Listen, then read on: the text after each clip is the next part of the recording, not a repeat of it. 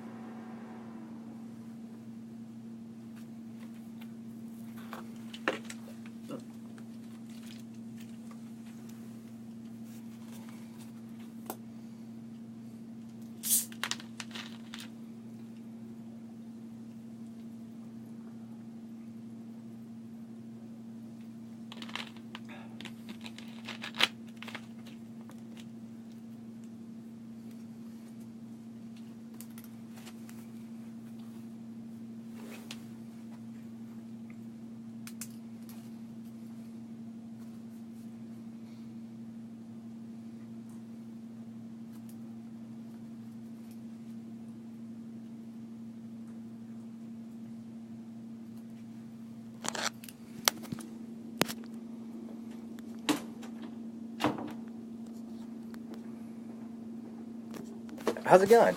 How you doing? I'm doing good. It's been a little bit. Well, I'm busy. Yeah, I bet. Beats the alternatives. Gotcha. So I think the last time we talked, we were talking about the floodplains and kind of just where San Marcos sits. And you mentioned that you were doing a study about if complexes are letting their residents know that they're living in a floodplain before moving in. There is an issue in San Marcos that a lot of houses are at risk, okay? And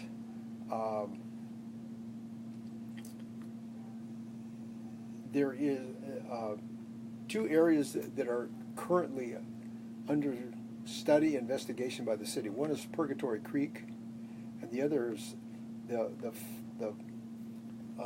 flooding in Blanco Gardens area by the Blanco River and where San Marcos and Blanco River join, east of town. Okay, on the other side of 35. Yeah. And on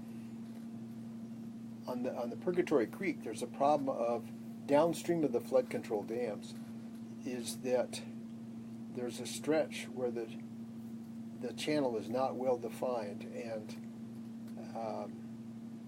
houses get flooded when the dams spill. Okay, the flood control dams are designed to hold a flood produced by 10 inches of rain in 24 hours.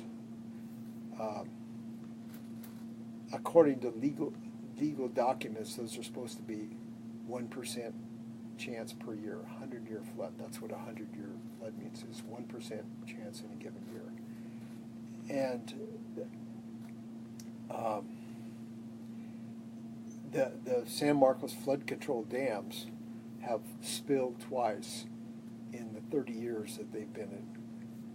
So in effect, there's been two, in quotes, 100-year floods. And Professor Dixon and I, we did a study, now it's 10 years ago, just an actual flood hazard, is that what people call the 100-year flood really is a 25-year flood. And the 100-year flood should be 13 inches in 24 hours. But floodplains are delineated based upon that 10 inches in 24 hours. And because of that, places get flooded. Okay, that's a general principle in San Marcos. But there's two specific problems. Is that on Purgatory Creek, when the water spills from Purgatory Creek, goes over the spillway, which is done twice, 1998, 2015. In October of 2015, people are confused here that in 2015 there were two floods in which there was significant flooding in San Marcos. May 2015 was a flood that devastating in the Blanco River, and that caused back flooding. Floodwaters went up the San Marcos River and flooded large areas of Blanco Gardens. Okay. and water's backed up west of I-35 and flooded up to about Ocarina Drive. The water's literally went. Yeah. Okay. Okay. So on the west side. On the west side of I-35. Okay. And large areas east of I-35 were flooded, right? And especially Blanco Gardens. And that was made worse by the woods because they filled in the floodplain complex. And that made the flood worse in Blanco Gardens. So there's an environmental justice and equity issue there. Because the Blanco Gardens is largely a Hispanic neighborhood. You know. Yeah. Okay. Then the October 2015, which a lot of rainfall here. It's a lot more rainfall in San Marcos area in October than in May. And that flood caused the dams on Purgatory Creek to fill and spill and caused flooding damages along Purgatory Creek. And downstream of the dam at Purgatory Creek, because it spilled, a lot of water went down Purgatory Creek. And the area east of Hunter Road experienced a lot of flooding, as it did in '98.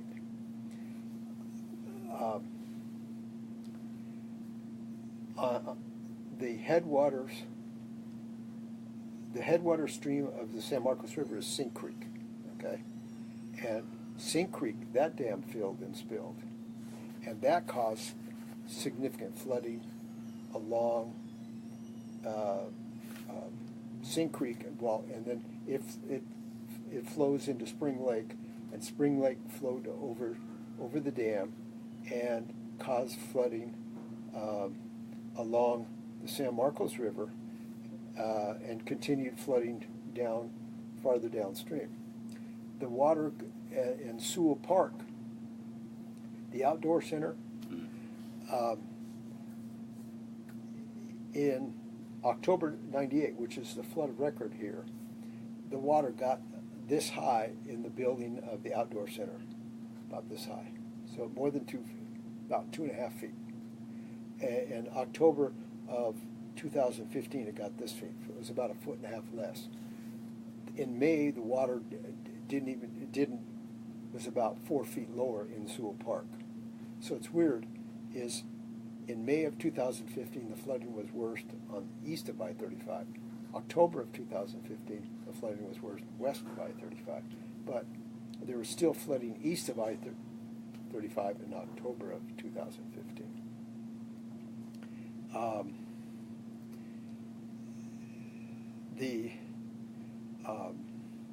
The amount of damage in October of 2015 wasn't that great because most of it is now parkland. That's good planning. You're supposed to have parks and things along floodplains. I kind of spit out what I was going to say. That's okay. Is that sort of clear? And, yeah. And the Purgatory Creek is weird. Is farther downstream in Purgatory Creek.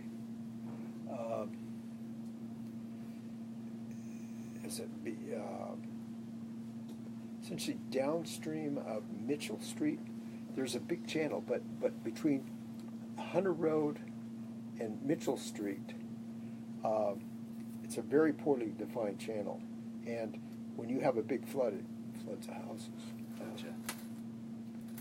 And there's a number of options which the city is deciding upon, and it's a trade-off because if you have a natural channel, more areas are going to flood. If you have a clear channel, it's not as pretty, but less areas will flood. And those are decisions. Yeah. So is the city trying to develop in those areas, or well, it's already developed? Okay. Because on downstream Purgatory Creek it's all the houses. The reserve and whatnot's over there. Well, the reserves are west of Hunter Road. Okay. Yeah. Okay. They're moderate income neighborhoods. Yeah. Gotcha. But You know, this is a very flood-prone region, and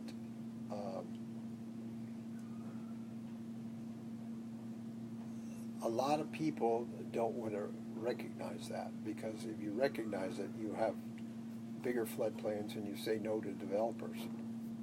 Yeah. And that's hard for politicians to do.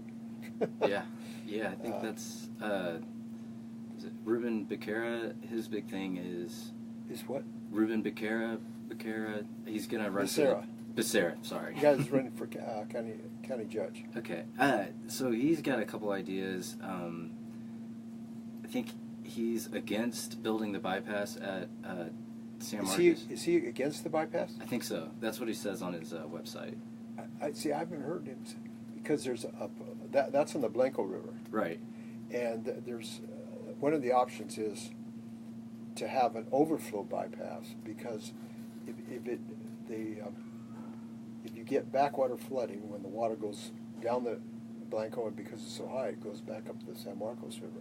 That floods the Blanco Gardens neighborhood.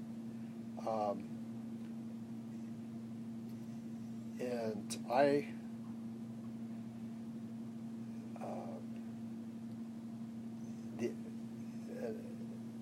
don't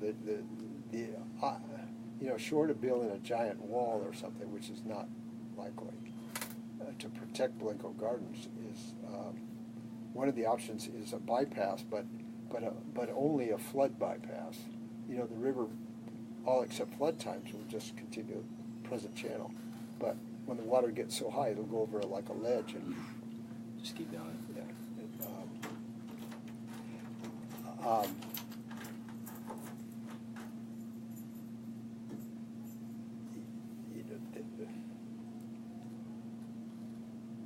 That's,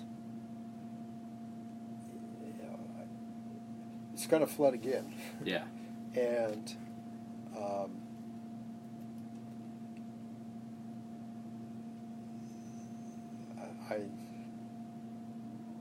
I haven't read what he has thought about that, but if they don't do something to send the water farther downstream, Blanco Garden's going to be flooded again. And I'd say that area, and then the area downstream of Purgatory Creek, east of Hunter Road, those are, the next time, Purgatory Creek, the next time the flood control dams spill, there's going to be more flooding there. It's inevitable, because the channel's too small.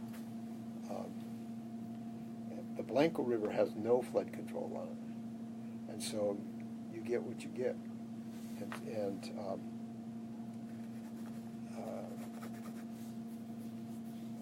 the Blanco River at Kyle, there's a stream gauge on Blanco and Kyle, and have you heard any of these discharge numbers? Are you familiar with those? So I guess in the 2015 flood, I think I heard that it was like 4 times the discharge of the Mississippi River into the Gulf or something like that. No. No. One fourth. 1/4. Okay. Yeah, 1/4. Okay. And right now the San Marcos River is flowing probably about 170. Let me just see.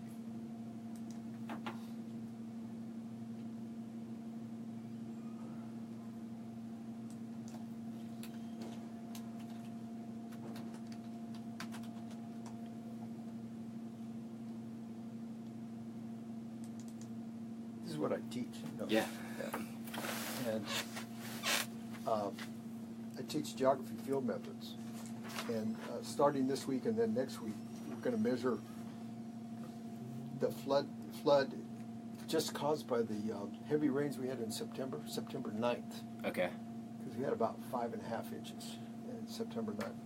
But in October of 2015 in San Marcos, we had 11 or 12 inches. And, the big flood. Yeah. In 98, there was 15 or 16 inches in 24 hours.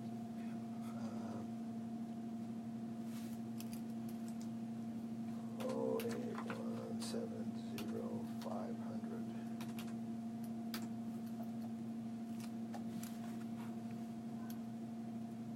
right now it's flowing 172 cubic feet a second. So think about it.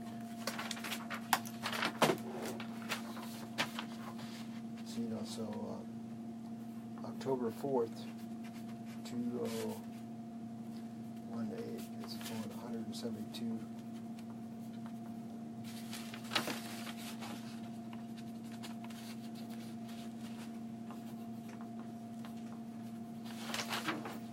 And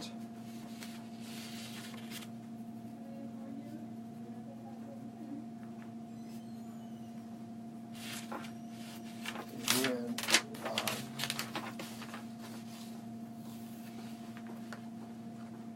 what I can do, wait, I'm going to go back.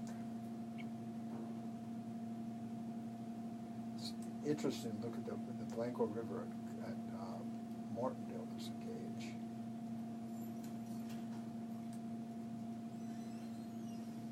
I mean, the San Marcos River.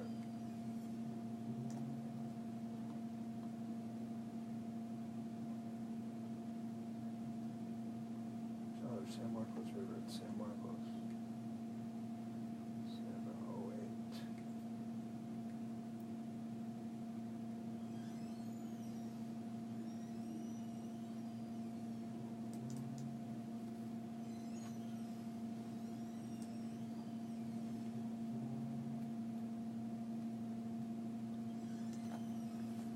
Okay,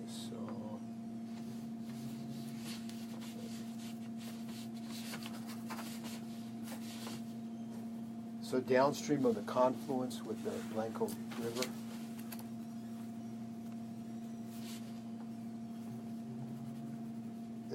next, okay, today, October 4, 2018, it's flowing 197 cubic feet a second.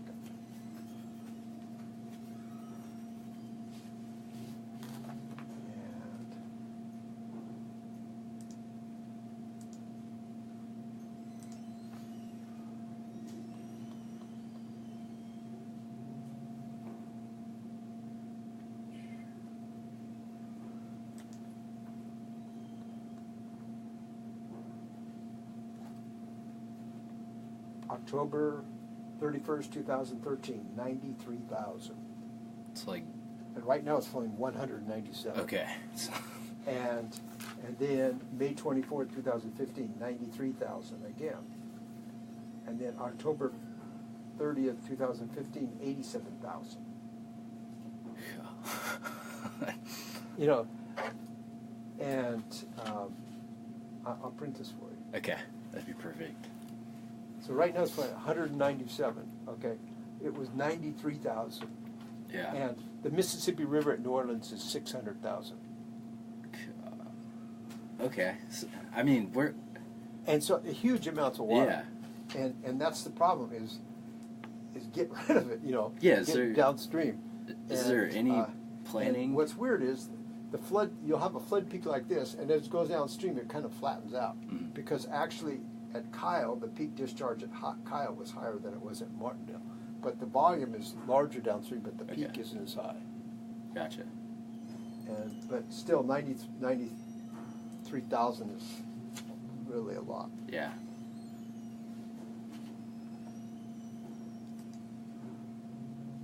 And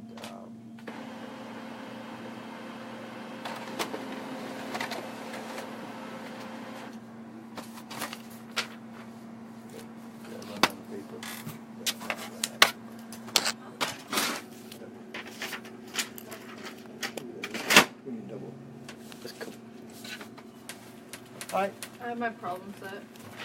good, you did it. That makes me so I don't have too much fun this weekend.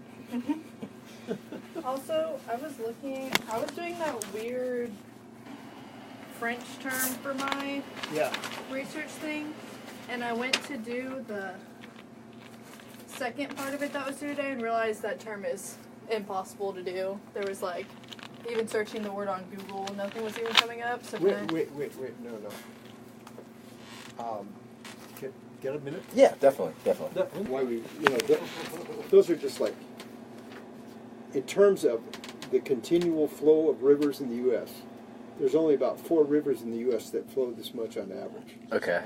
And, that's average, but, like the Colorado of the West in the Grand Canyon is 15,000 cubic feet a second. Well, we had 6 times the flow of the Colorado River and the Mississippi River, 3 times in the last almost 5 years. Yeah. So our flood potential, and a lot of people don't want to recognize that because it means saying no to development. Yeah. And a lot of politics involved. So has it ever been addressed? I mean... Well, they're getting better. They're getting better? Yeah, at least we're getting better warning. Okay. And actually, with 2 PhD students, we're doing a survey of students on how many were warned about the recent floods, how many know they live in a flood zone, stuff like that. Yeah. Are y'all still doing that? Yeah, we're doing it now. Like, it's ongoing. Okay. We're sampling. We sent out emails to 10% of the student body, and I don't know how many response we've gotten. Call me or talk to me in a month or 2. Okay. Definitely. What else can I do for you? So... Nice day. Yeah. So, this is going to be a story that I'm working on for KTSW here on campus, and then I'm going to do the same thing for my journalism project all semester long. So I definitely want to keep in contact with you. I'll tell you what we found on that perception of Texas State students. Yeah, definitely. It's a huge problem. Yeah. And you may want to talk to Dr. Meitzen. Okay. Meitzen, because she's doing flood restoration on the... How do you spell it? Blanco. Meitzen. Kimberly Meitzen. Okay. And email her. Yeah. And set up an appointment. And she's up on the Martindale on the Blanco River deal. Okay. Definitely. It's frustrating. This politician afraid to say no. Yeah. And it's challenging. Yeah. Besides Dr. Meitzen, is there anybody else you think I should talk to? She'd be the best one. Best she's one. up on those the city's plans on that. Okay. Are there any complexes that y'all are specifically looking at, or any? Well, that neighborhood, the Blanco Gardens, is just like. Okay. It's vulnerable Yeah. because it's from flooding on the Blanco. On the Blanco, there's no flood control on the Blanco River, and so you get what you get. And so 3 major floods in 5 years. Yeah. Because the flood discharges at the Blanco at Kyle were higher than they were over 100,000. Yeah. So that's pretty intense. Shoot. I had one other question I was going to say. How does Kyle compare to San Marcos? Kind of addressing the problem. Do you think? I don't know. Okay. Gotcha. Kyle, the Blanco River doesn't affect Kyle that much. The gauge on the Blanco River at Kyle is on the southwest side of the city, which that's a good question. What's the city of Kyle doing? Mm-hmm. Definitely. That's all I can think of right now. I know I'm going to have a million questions. I'm responsible in getting back to you, so. Okay. Yeah, definitely. I mean, I might be in touch with you by tomorrow. Unless I'm hit by a meteorite, I'll be here. Okay, awesome. You'll be back on campus. Yeah, I'm here every day. But awesome. Yeah. Cool. Alrighty. Well, I appreciate your time. Yeah. Textbook in fluvial geomorphology, which is stream processes. They have this map of the U.S. and flood potential. Notice the U.S. is we're most flood-prone region of the U.S. Yeah. Right here. And this came out in a publication in 1964. What about here? Do they have issues like we do? I don't think so. That's in Alabama, and it's not famous like we are. Yeah. And this might be an error, but this is real numbers. Mm-hmm. Actually, it's worse than what this says. Yeah. It's intense. Intense to think about. It's where we live. Yeah, I'm gonna have a million questions. You'll learn a lot. Yeah. Are there? I don't know. Is there anything that I could watch or read, like just to like get more acquainted? Yeah, I can send you a couple papers I have on this. Okay, that'd be perfect. Awesome. But email me and I'll just reply. Cool. I appreciate it. Thank you. You can see I'm busy. Yeah. No, I got you. Thank you. I appreciate it. Thank you.